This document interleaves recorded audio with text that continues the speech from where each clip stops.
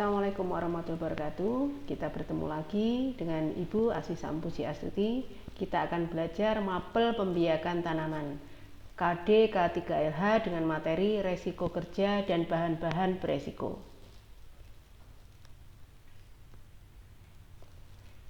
Yang dimaksud dengan resiko merupakan kemungkinan atau kesempatan seseorang akan dirugikan atau mengalami gangguan kesehatan jika terkena bahaya. Kaitannya dengan K3, maka yang dimaksud dengan resiko K3 adalah resiko yang berkaitan dengan sumber bahaya yang timbul akibat aktivitas usaha yang menyangkut aspek manusia, peralatan, material, dan tenaga kerja. Contoh dari resiko K3 itu meliputi kecelakaan terhadap tenaga kerja dan aset perusahaan, kebakaran dan peledakan, penyakit akibat kerja, kerusakan sarana produksi, dan gangguan operasi.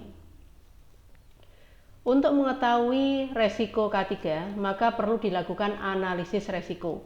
Adapun tujuan dari analisis ini untuk memisahkan resiko kecil dengan resiko yang besar dan menyediakan data evaluasi dan perbaikan resiko.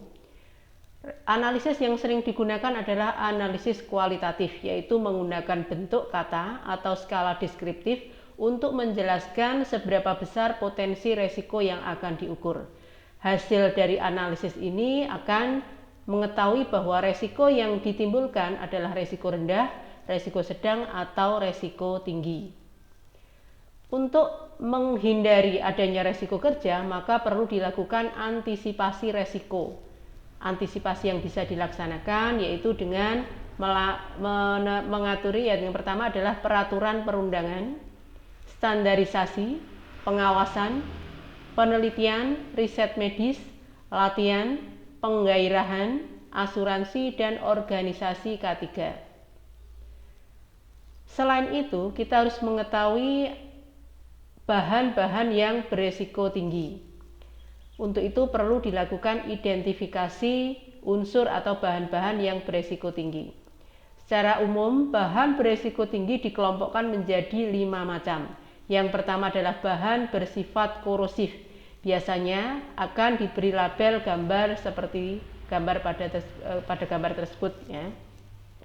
Sifat bahan ini adalah menghancurkan dan dikenal sebagai bahan yang tajam atau kaustik. Apabila mengenai tubuh kita, maka harus dibilas dengan air secepatnya maksimal 15 menit.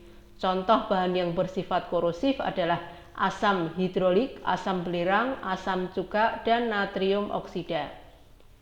Kelompok yang kedua adalah bahan mudah terbakar dengan gambar sebagai berikut. Bahan ini bisa berupa padat, cair, atau gas, di mana dalam bentuk cairan mempunyai titik nyala di bawah 100 derajat Fahrenheit. Penanganan dari bahan ini adalah kita harus menyimpan di tempat yang dingin, kering, berventilasi, serta jauh dari panas, sumber nyala api, dan sinar matahari. Selain itu, wadah harus tertutup rapat. Contoh bahan yang mudah terbakar adalah aseton, asetonitril, bensol, dan lain sebagainya. Kelompok yang ketiga adalah bahan oksidator. Bahan ini adalah merupakan bahan yang inkompatibel, artinya bahan yang mudah terbakar. Bisa berupa asam kuat dan logam yang bersifat reduktor. Contoh bahan oksidator adalah amonium nitrat, perkulit asid, potasium nitrat, dan sebagainya. Penanganan apabila kita terkena bahan oksidator ini adalah kita harus mencegah terbentuknya uap.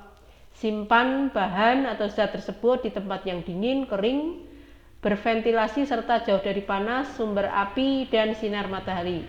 Selain itu, wadah harus tertutup rapat dan hindari kebocoran. Bahan yang keempat adalah bahan iritasi. Bahan ini menyebabkan iritasi pada tenggorokan, mata, dan kulit. Penanganannya kita harus menghindari dari pernafasan, hindari juga kontak mata dan kulit. Contoh bahan iritasi adalah klorin tablet, sitrit asid, potasium disulfat, dan lain sebagainya. Kelompok yang terakhir adalah bahan beracun. Bahan ini bisa menyebabkan kematian. Untuk itu kita harus hindari dari pernafasan, kontak, dan kulit. Contoh bahan beracun adalah berupa anilin, bensol, metol, asitonitril, pestisida, dan lain sebagainya. Berikut telah kita sebutkan resiko K3 dan bahan-bahan yang beresiko tinggi. Cukup sampai di sini pertemuan kita. Tetap semangat. Semoga bermanfaat. Wassalamualaikum warahmatullahi wabarakatuh.